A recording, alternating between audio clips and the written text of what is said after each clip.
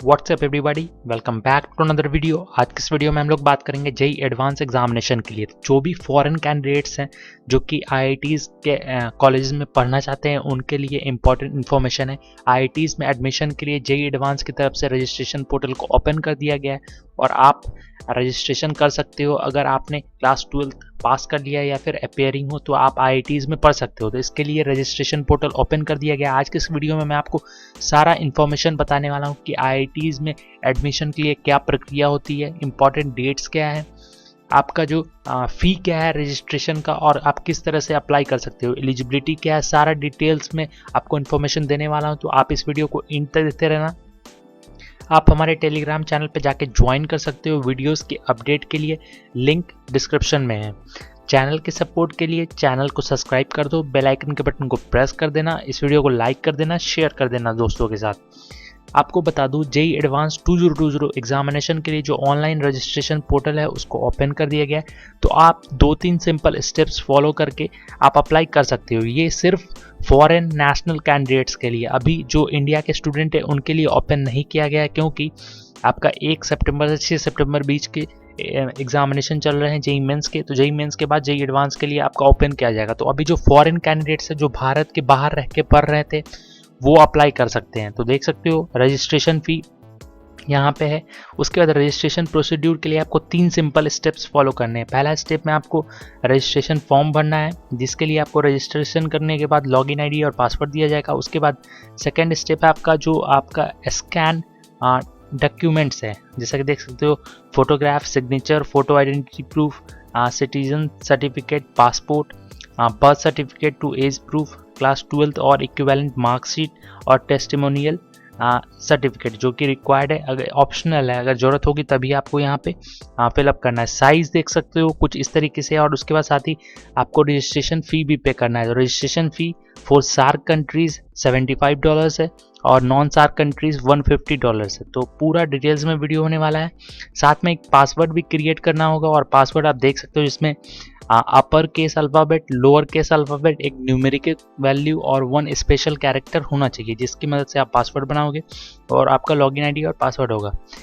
IITs के admission के लिए आपको बता दूं जो भी फॉरेन कैंडिडेट्स हैं वो अप्लाई कर सकते हैं। 5 सितंबर से ये स्टार्ट हो गया है। तो जो भी फॉरेन कैंडिडेट्स इस वीडियो को देख रहे हैं और मेरे से पूछ रहे थे इसके बारे में कि कैसे आईआईटीज़ में एडमिशन होता है, तो उनका एडमिशन डायरेक्टली हो जाता है। कोई भी उनको जेईई मेंस एग्जामिनेशन नहीं देना होता, उनको सिर्फ आईआईटीज़ के जेईई एडवांस एग्जामिनेशन देने होते हैं आईआईटीज़ में पढ़ने के लिए। तो उनके लिए अच्छा मौका है और आप इस एग्जामिनेशन को दे के डायरेक्टली आईआईटीज़ में एडमिशन पा सकते हो।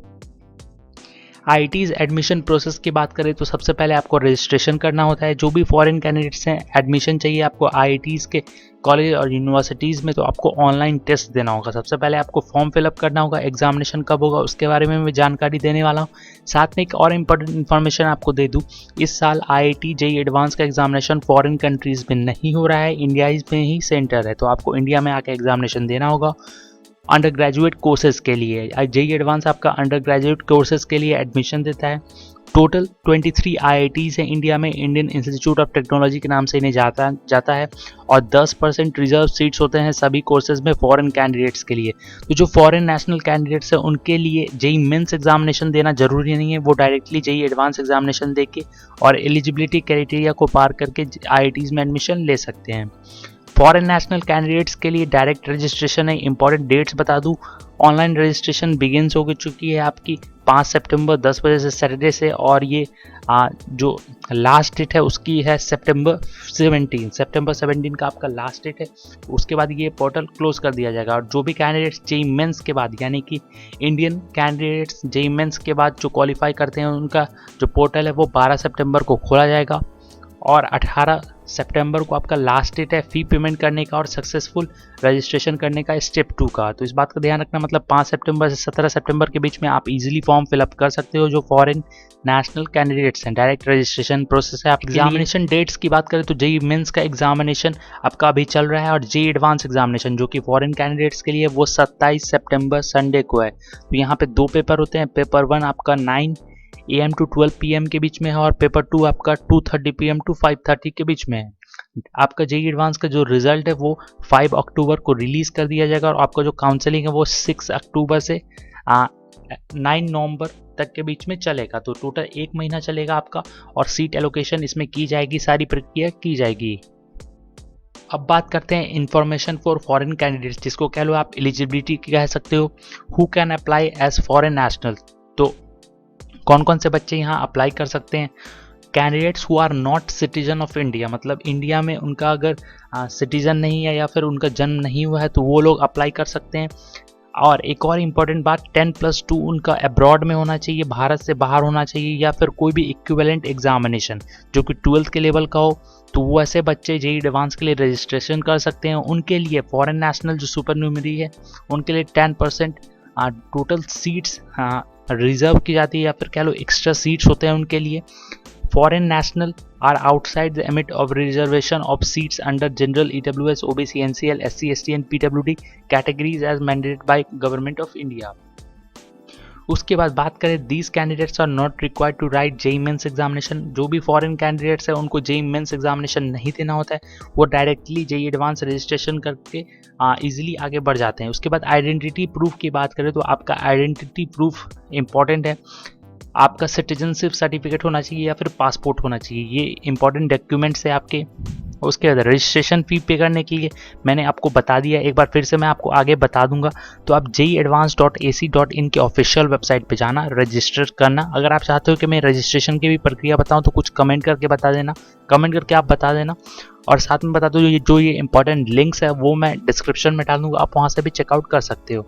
जैसा कि देख सकते हो, जो एग्जामिनेशन है JEE एडवांस का वो सिर्फ इंडिया में होगा। इस बार फॉरेन कंट्रीज़ में एग्जामिनेशन नहीं हो रहा है, क्योंकि कोविड के कारण यहाँ फॉरेन सेंटर पे परेशानी हो सकती है, इसलिए एग्जामिनेशन नहीं हो रहा है। जो सार्क कंट्रीज़ के बच्चे हैं उनके लिए $75, और जो नॉन सार्क कंट्रीज़ हैं उनके लिए $150। और इसमें आपका जो सर्विस चार्ज है वो इंक्लूड नहीं है, प्रोसेसिंग फ़ी या फिर अदर चार्जेस यहाँ पे इंक्लूड नहीं है।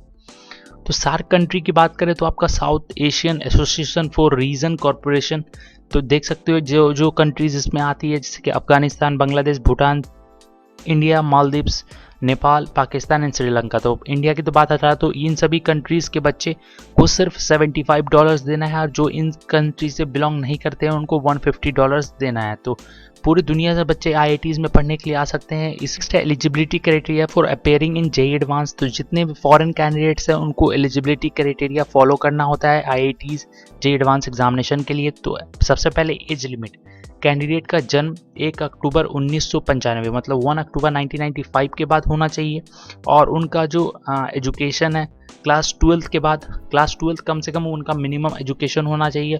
और candidates will be given relaxation of required number of years. In such case the candidate is required to upload a certificate testimony issue by competent authority to this effect at time of registration. अगर आपने class 12th के बाद gap लिया है तो आपको वहाँ पे देना होगा कि आपने किस कारण से गैप लिया है। उसके बाद क्राइटेरिया 2 की बात करें तो number of attempts, maximum 2 times attempt कर सकते हैं आप कंसेक्यूटिव ईयर्स, मतलब लगातार 2 बार अटेम्प्ट कर सकते हैं। अगर आपने 2019 में किया तो आप 2020 में कर सकते हो, या फिर आप 2020 में कर रहे हो तो 2021 में भी कर सकते हो। तो 2 बार इजीली आप कर सकते हो अटेम्प्ट। उसके बाद नेक्स्ट है आपका criteria 3, appearance in class 12th examination.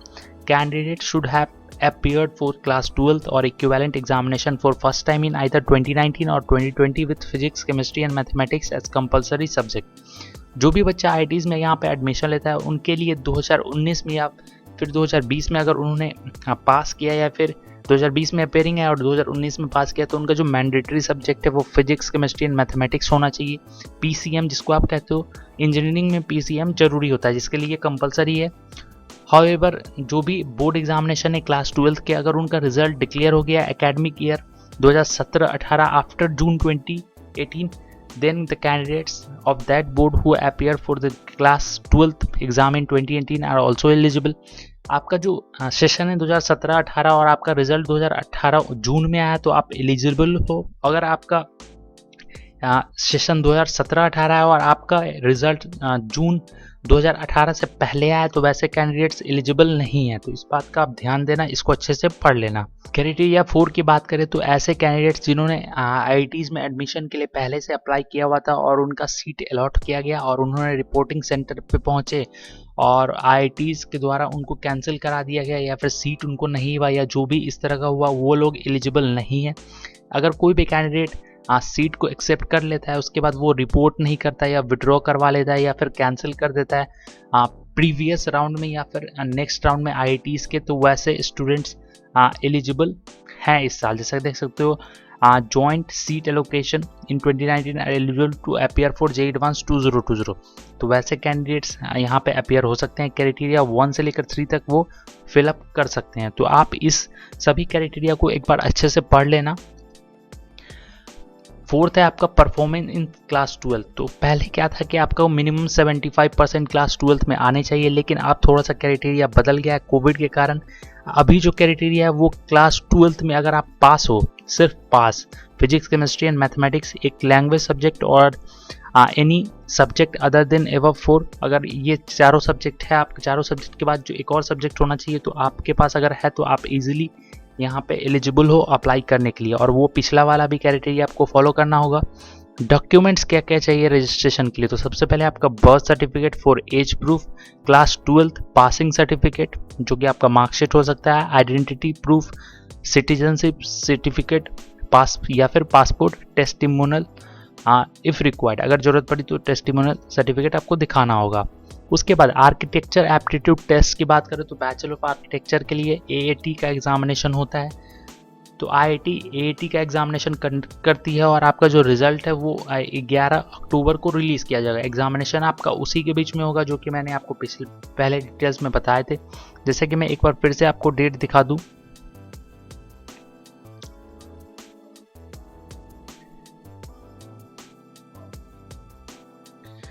जैसा कि आप यहाँ पे देख सकते हो आपका एग्जामिनेशन 27 सितंबर को होगा और सेम ही होगा जिसमें मैंने आपको आर्किटेक्चर का दिखाया है। तो जैसा कि देख सकते हो आप आर्किटेक्चर का जो रिजल्ट है वो 11 अक्टूबर को रिलीज़ किया जाएगा। इसके बाद काउंसलिंग होगी।